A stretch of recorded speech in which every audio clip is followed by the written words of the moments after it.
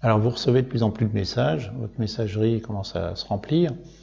Alors bien évidemment, vous avez fait quelques règles de messages qui permettent que certains d'entre eux viennent dans des dossiers spécifiques.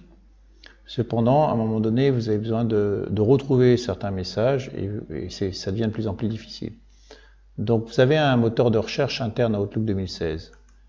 Cette petite fenêtre blanche là vous permet tout simplement non seulement de voir les messages non lus et tous, mais d'avoir quelques critères. Par exemple, vous pouvez très bien chercher les messages qui concernent Xavier Lair.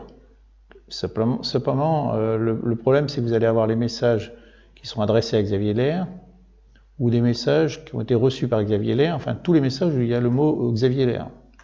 C'est pas toujours très pratique. Donc, petit à petit, il va falloir affiner dans quel dossier vous voulez avoir. Est-ce que c'est dans le dossier actuel ou dans des sous-dossiers ou une boîte aux lettres, etc. Donc très rapidement, vous allez avoir besoin du moteur de recherche ici, et notamment des recherches avancées. Par exemple, vous allez pouvoir chercher des recherches très spécifiques, soit des messages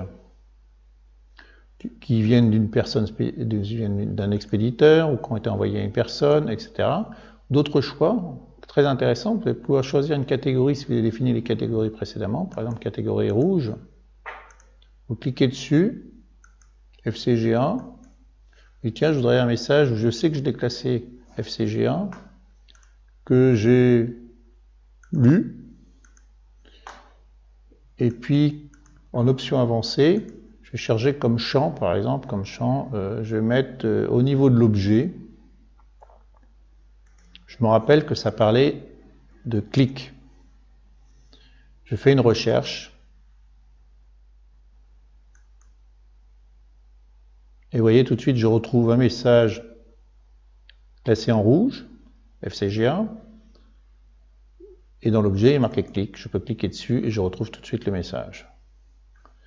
Donc cette option de recherche avancée est extrêmement intéressante. Alors une fois que vous avez fait un certain nombre de recherches, vous pouvez avoir aussi toutes les recherches récentes qui ont été tapées dans cette zone-là, ou retrouver après, refaire vos recherches dans recherche avancée ici. Voilà.